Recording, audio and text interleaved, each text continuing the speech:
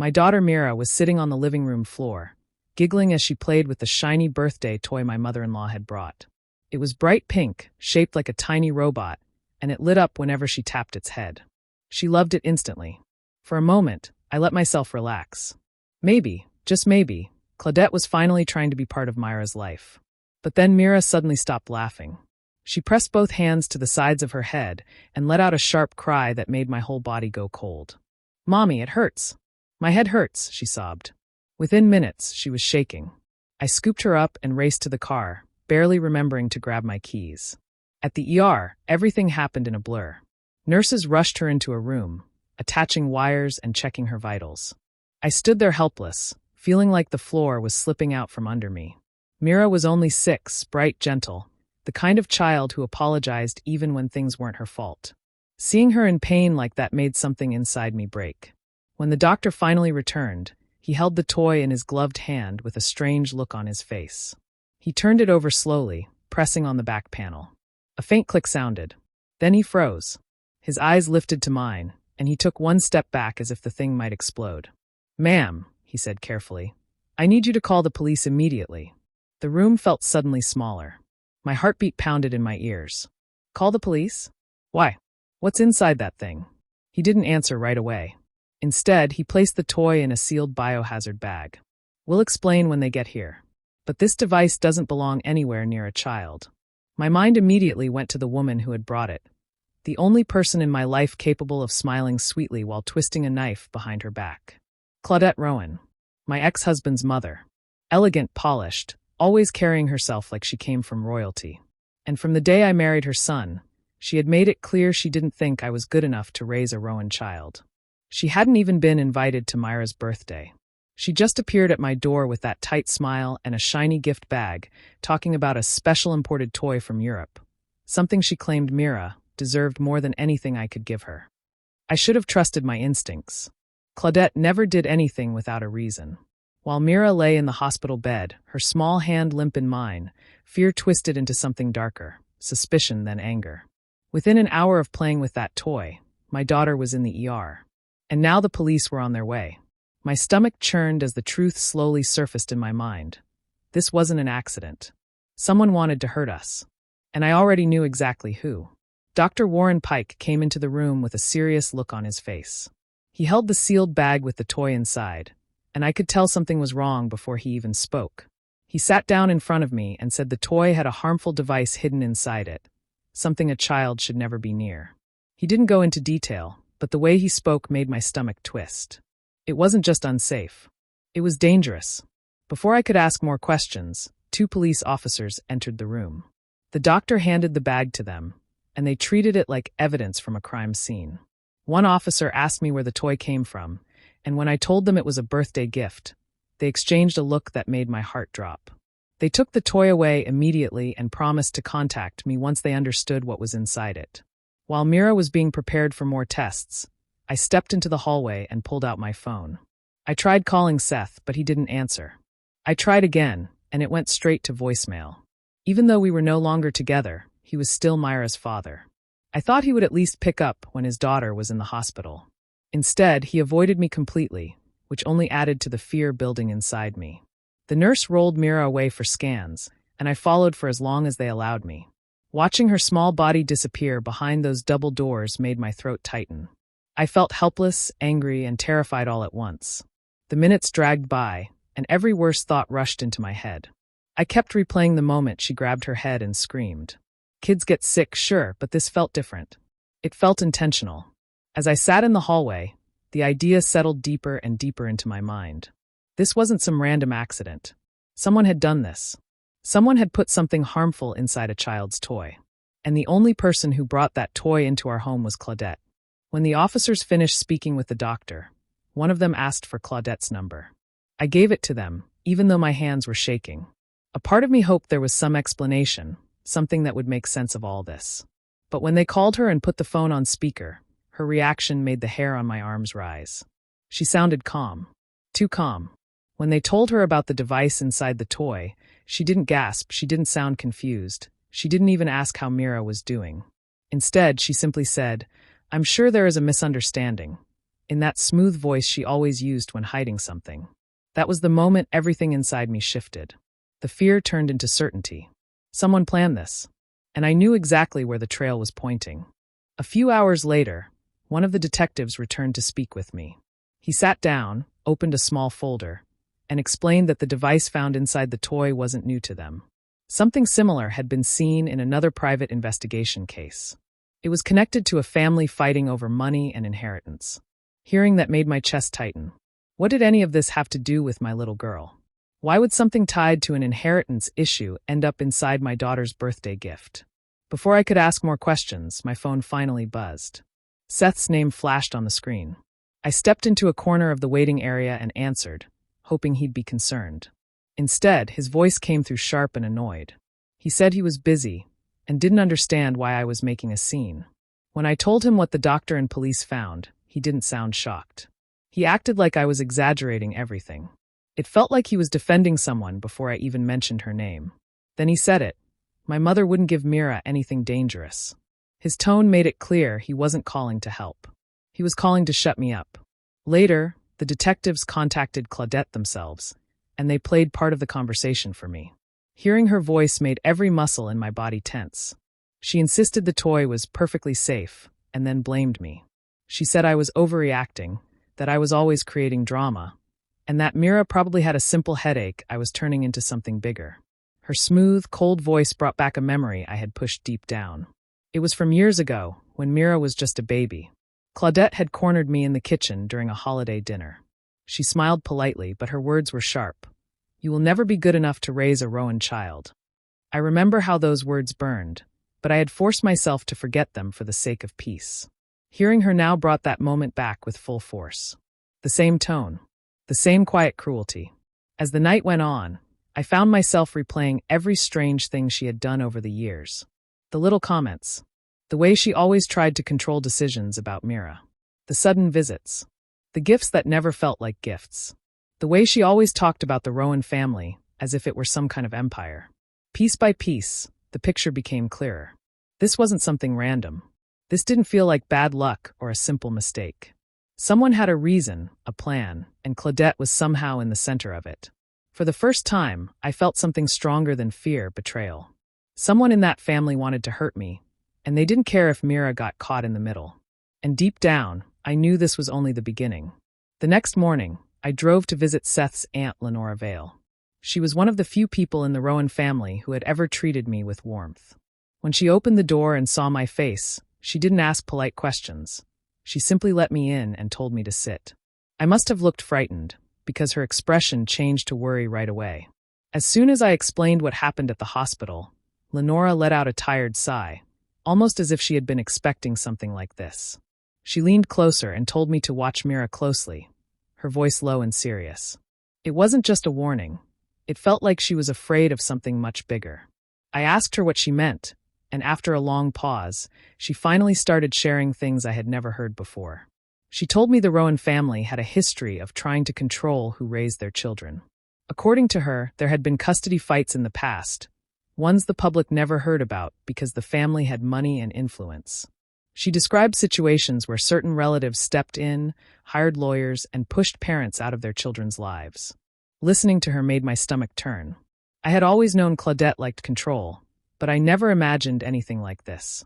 Then Lenora told me something that chilled me even more. She said she heard Claudette had hired a lawyer weeks before Myra's birthday. No one knew why.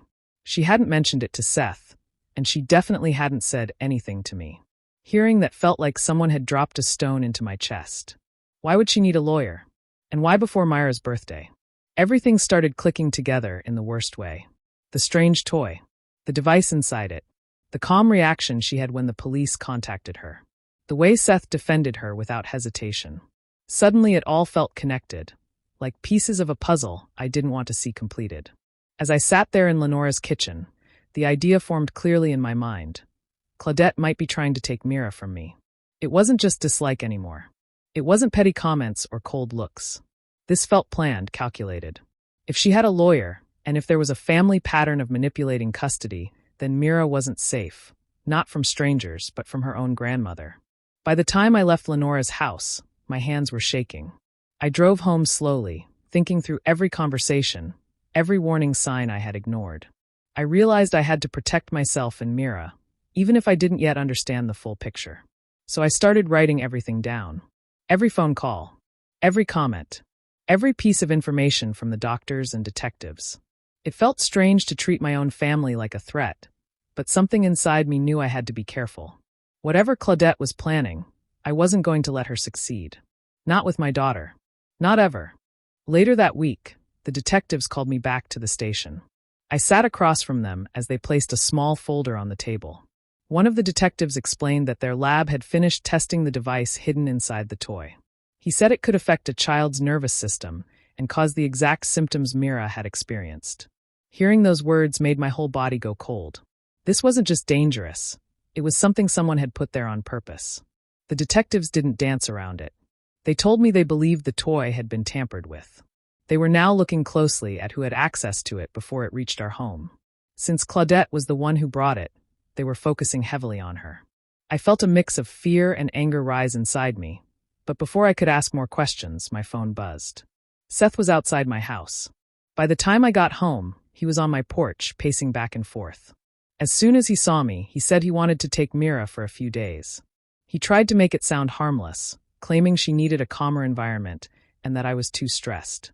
His voice was firm, as if he had already made the decision for me. I told him no.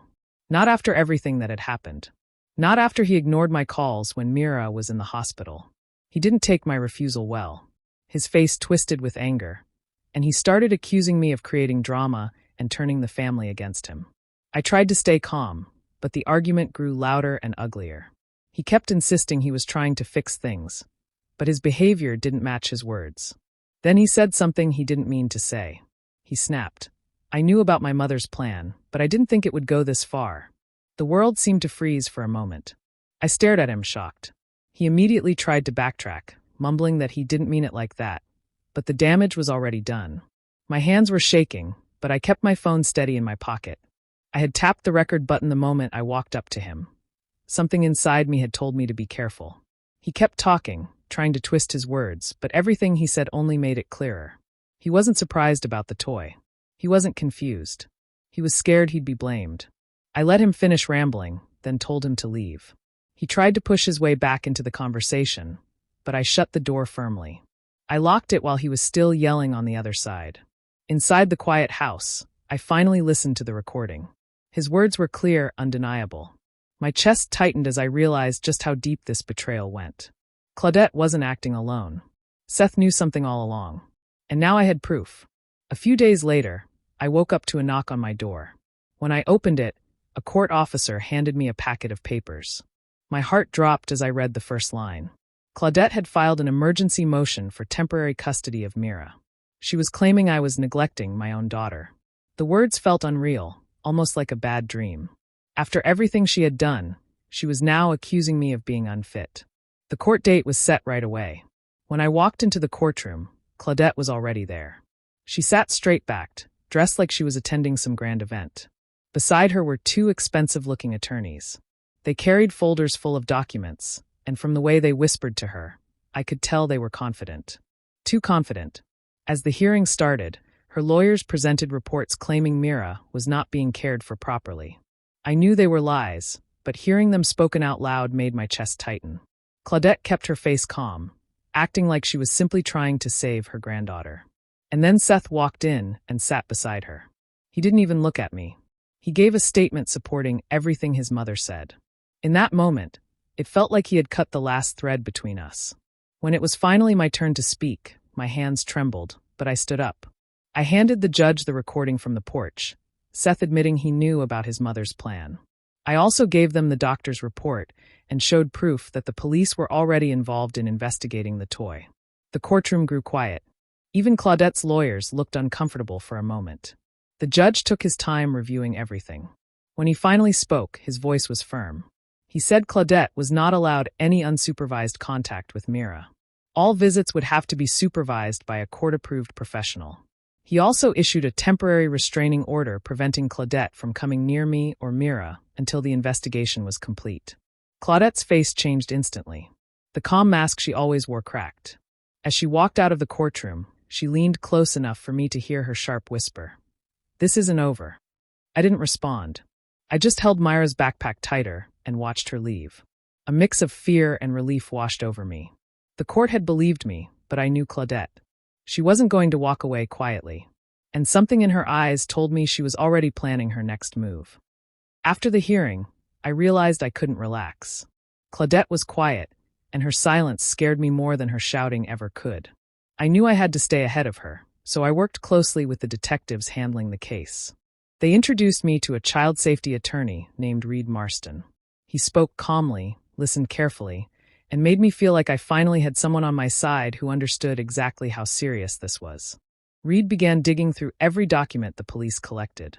He also searched into the Rowan family records, especially anything tied to Mira. One afternoon, he called me into his office. When I sat down, he slid a folder across the desk. Inside were old financial papers from Seth's late grandfather. What I read made my stomach twist. There was a trust fund in Myra's name, something no one had ever told me about. If anything happened to me, or if Claudette gained legal custody, she would gain full control of the money. It wasn't a small amount either. It was enough to change someone's life completely. Reed explained that based on everything we'd uncovered, Claudette had a strong financial reason to remove me from Myra's life. Suddenly, everything made sense. The sudden interest in Mira. The lawyer she hired weeks before the birthday. The strange toy. The false reports. It was never about love or concern. It was about money and control. That night, I decided I needed answers directly from Seth.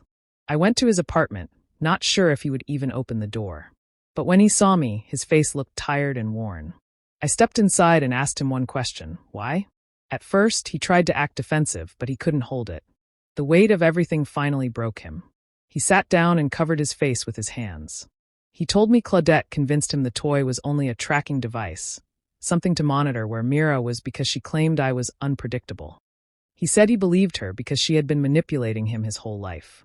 When the truth came out, he panicked, hoping it wouldn't become what it now was. He said he never meant for Mira to get hurt. Hearing him admit it felt strange. It wasn't comfort, but it was confirmation. He had known more than he ever admitted, and he let everything spiral because he was afraid of standing up to his mother. I left his place feeling drained but clearer than before. His confession wasn't enough to fix anything, but it helped the detectives. When I returned home, they were already preparing the paperwork. With the evidence collected, the device, the custody motion, the lawyer records, Seth's admission, the police were ready to file charges against Claudette. For the first time in weeks, I felt a small bit of strength returning. I wasn't just reacting anymore. I was fighting back. The moment the police were ready to arrest Claudette, everything took a sudden turn. When they went to her house with the warrant, she was gone. Her car was missing, her phone was turned off, and no one in the neighborhood had seen her since early morning. Hearing this made my heart race. A woman like Claudette didn't run because she was scared of the law. She ran because she still believed she could win. My first thought was Mira. If Claudette was desperate enough to flee, she might be desperate enough to try something even worse. I kept Mira close to me at all times. I didn't take her to the park, didn't let her walk ahead of me, and didn't sleep deeply. Every sound outside made me jump.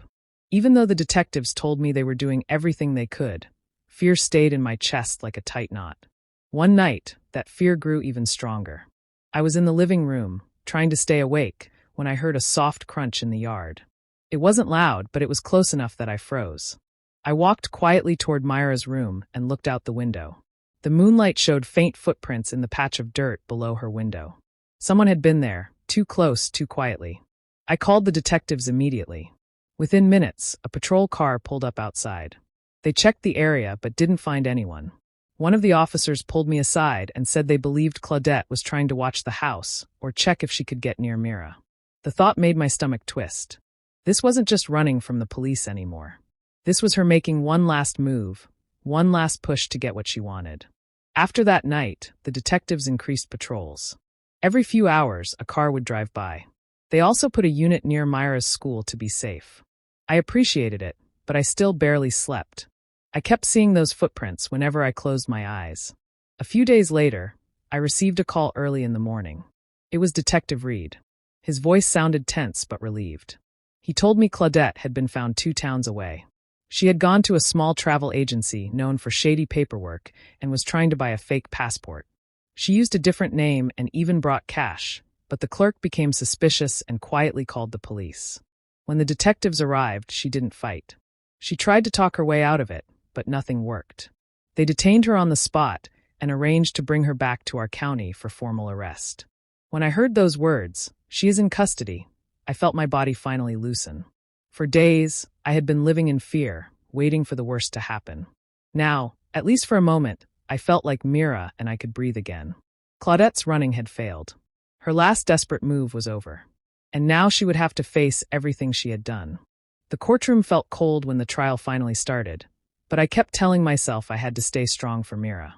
When my name was called, I stood up with shaky legs and walked to the witness stand. My voice trembled at first, but I pushed through it. I told the court everything. How Mira was laughing on the living room floor one minute and screaming in pain the next. How the doctor reacted when he saw the toy. How the police took it away, and how terrified I was through every moment. As I spoke, the courtroom grew quiet. I could see the shock on the jurors' faces, and for the first time, I felt like someone finally understood the fear I lived with. Then Seth took the stand. He still couldn't look me in the eyes. His voice sounded tired and full of regret as he explained how his mother had controlled him for years. He admitted that Claudette pushed him into decisions, pressured him constantly, and convinced him she always knew what was best for him and for Mira. He said he thought the toy was just a tracking device, not something dangerous, and that he didn't know how far Claudette was willing to go. Hearing him say it out loud hurt, but it also showed the court exactly how she manipulated everyone around her. The toy was brought out next. Even sealed inside a plastic evidence bag, it made my stomach twist. The experts explained the hidden device, how it worked, and how it caused Myra's symptoms. I sat there clutching my hands, wishing I could go back in time and stop everything before it happened. The judge listened carefully, and I could tell the truth was finally settling in. Claudette sat at her table pretending she was still in control, but her face changed each time another piece of evidence was shown. The attempt to run, the fake passport, the secret plans, it all came out one by one. And with each detail, the wall she built around herself cracked a little more. Then the judge gave the verdict. I held my breath until the words were spoken. Claudette was found guilty of child endangerment, attempted abduction, and tampering with a consumer product. Hearing those words felt like a weight lifting off my chest. She finally faced consequences for everything she had done. But the moment that truly broke me was the custody ruling. The judge said I was being granted full custody of Mira. Seth would not be allowed to see her until he completed therapy and proved he could be a safe parent. I felt tears fill my eyes, this time from relief, not fear. When I walked out of the courtroom holding Myra's little hand, I finally felt like I could breathe again. The fight was over. Justice was delivered. And I had protected my daughter. After the trial, I knew I needed a fresh start. I packed our things and moved with Mira to a quieter, safer neighborhood in Oregon. The air felt different there, lighter, calmer, and I finally felt like I could let my guard down a little. Our new home was small but peaceful, and all I cared about was giving Mira a place where she could feel safe again. Not long after we settled in, a letter arrived with Seth's handwriting on the envelope. I stared at it for a long moment, feeling a mix of anger and sadness. Part of me wanted to hear what he had to say, but a bigger part of me knew I didn't owe him anything anymore. I placed the letter in a drawer without opening it. His words couldn't undo what happened, and I didn't want his guilt to drag me back into a painful past. A week later, I met with Reed, the child safety attorney who had helped me through everything. He sat across from me in his office, looking both proud and concerned. He told me there was one more thing I could do, not out of spite, but for Myra's future. He explained that I could file a civil suit against Claudette's estate, since her actions directly harmed Mira. At first, I wasn't sure. I didn't want to feel like I was fighting forever. But Reed reminded me that Claudette had been trying to take control of the trust meant for Mira. If I filed the suit, I could protect that money for my daughter. So I agreed. The process took months, but in the end, I won. The trust that Claudette wanted so badly, the one she tried to control by hurting us, was placed fully under my management. It didn't feel like revenge in the loud, dramatic way people imagine. It was quiet, simple, a way of making sure Myra's future would never again be touched by someone who meant her harm. Time passed and slowly Mira healed. Her headaches faded, her fear disappeared, and her laughter returned. She started at a new school, made new friends, and began to sleep through the night again. Watching her recover was the greatest relief I had felt in years. Every smile, every sleepy hug, every moment of peace reminded me why I had fought so hard. One evening, as I watched her draw pictures on the living room floor, safe, happy, and completely unaware of the battles fought for her, I felt something settle inside me. It wasn't anger. It wasn't bitterness. It was a calm sense of victory. I didn't win by hurting anyone. I won by protecting my child, by choosing peace, and by rebuilding a life where she could grow without fear. That was my quiet revenge, not violence, not shouting, not fury. Just taking back control, step by step, and giving Mira the stability Claudette tried to destroy. In the end, we rose above everything, and that was more powerful than anything she ever planned. Do you think I did the right thing by leaving Seth behind? Or should I have given him another chance? Tell me in the comments. I'd love to hear your thoughts. And if you want more stories like this, don't forget to subscribe and hit the notification bell.